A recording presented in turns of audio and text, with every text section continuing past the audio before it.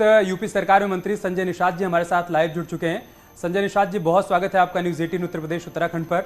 मेरा पहला सवाल आपसे सर यही है, काफ़ी सालों से मांग उठ रही है कि इन अति पिछड़ी जातियों को एससी में शामिल किया जाए, लेकिन आज तक ऐसा हो नहीं पाया। तो सबसे पहले तो मैं आपसे यही समझने की कोशिश करूंगा कि इस बार ऐसा क्या होगा कि जो कई सालों में नहीं हो पाया वो इस बार हो जाएगा।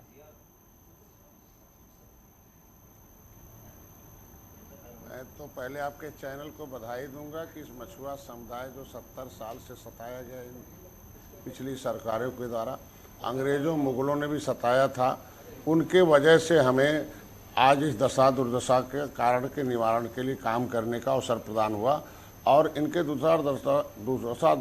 दशा दुर्दशा है, अंग्रेज़ मुगलों ने तो खराब किया ही था, पिछली सरकारों ने अपनी कलम से खराब कर दिया।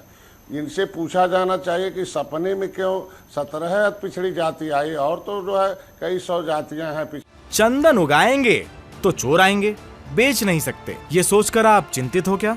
अगर 130 करोड़ में चंदन उगाने वाले आपको सिखाएं तो देरी क्यों? फ्रीडम ऐप को अभी डाउनलोड करें। छड़ों में इनसे पूछा जाना चाहिए कि उन्हीं को क्यों गुमराह किया जा रहा है और का नाम क्यों नहीं लिया जा रहा है। जब 1891 में आरबी रसेल और 1916 में जो हीरालाल द्वारा जो किताब लिखी गई थी, सेंट्रल जो है tribal and caste and central provinces है, उसी समय सर्वे में ये जातियां अनुसूचित जाति की सूची में आ गई थी। 1931 से लगातार 1991 तक ये जातियों को मझवार का, तुरैया का, शिल्पकार का प्रमाण पत्र मिलता था। लेकिन ये चूंकि चालाक नहीं थी, अनपढ़ गंवार थे ये लोग, इनको जो है पीछे पीछे चलने के लिए नेता को तो कुर्ता पहनाकर ये लोग नेता बना देते थे, लेकिन ये 17 जातियां इनके लिए दुधारू गांव बन गई, ये एक मुश्त वोट दे देते थे। जब संविधान में राष्ट्रपति ने इनको एक बार 1961 में लिखकर भेज दिया कि केवट मल्लाह मझवार है, अनुसूचित जाति का हकदार है, मैं नहीं कहता हूँ, ये जब भारत सरकार का चिन्ह लग जाता है, किसी राज्य सरकार को भेजा जाता है, तो ये मान लिया जाता है कि ये जो है, इस पर कैमरामैन को कहिए जरूर दिखाएं कि भारत सरकार जनगणना कराती है। और जो सेंसस मैनुअल 1961 है, इसमें देखा, इसमें एक देखिए ये लिखा हुआ सीधे कि शेड्यूल्ड कास्ट, ये जातियां शेड्यूल्ड कास्ट का सूची है, इस सूची में बना है, ये लिखा सेनिनोम। ये तो आप बहुत समय से कहते आ रहे हैं संजय जी। सवाल यहाँ कुछ और है। देखिए, समाजवादी पार्टी का ये कहना है कि ऐसा नहीं कि नोटिफिकेशन सिर्फ योगी सरकार में उनके पहले कार्यकाल में जारी हुआ, जब हमारी सरकार थी 2 बार हमने भी नोटिफिकेशन जारी किया। तो आज जब क्रेडिट लेने की बात आ रही है तो हम पीछे क्यों रहे? हमने भी तो ये प्रयास किया था कि इन 17 अति पिछड़ी जातियों को एससी में शामिल कर लिया जाए। नहीं, शामिल यही तो शब्द है, शामिल शब्द ही इनके लिए खतरा है। हम तो शामिल कैसे कर सकते हैं? किसी नई जात को शामिल करने का काम दिल्ली में है, दिल्ली में होना है 2/3 बहुमत से होना, संविधान संशोधन से।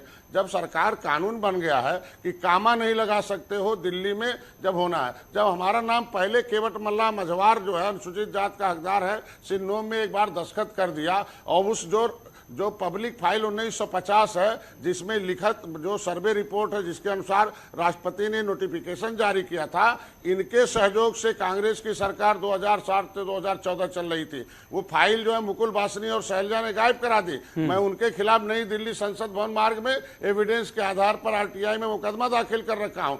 ये बेईमान लोग अगर चाहते तो इनके सहयोग से दिल्ली में सरकार चल रही थी, तो उसी समय ये जातियों को सिस्टम से कर लेते। लेकिन यहाँ क्या है कि डालते हैं, मायावती रोकती हैं बहन जी, और इनके नौकरी पर लूट कर अपने लोगों को नौकरी दे दिया। सामाजिक न्याय समिति में कैसे कहते हैं कि क्यों नहीं, सामाजिक न्याय समिति के रिपोर्ट को कहते हैं कि सही है, इनकी संख्या कहीं ज्यादा हो गई, कहाँ गया हमारी नौकरियों पर। मैं कहता हूं आज के दिन में हमारा समर्थन करें और कहें कि दिल्ली से होना है, मझवार की पर्यायवाची जातियां हैं, भर राजभर तारमाली पासी की है, कुम्हार प्रजापति जो है ये शिल्पकार की उपजाति है, और दिल्ली से लिख के आ जाए। तुरैया तो सीधे लिखा हुआ अनुसूचित जात की सूची में, इन बेईमानों ने तुरैया नाम पिछड़ी में डाल दिया, जिसके बाप का बना था उसके बेटे का नहीं बना रहे। सरकार तो इन्हीं की थी ना, 30 साल तक साइकिल हाथी का वोट दिया, क्यों नहीं इनके तुरैया का प्रमाण पत्र बनाया? पिछड़े में भी तुरैया है, अनुसूचित में भी तुरैया है,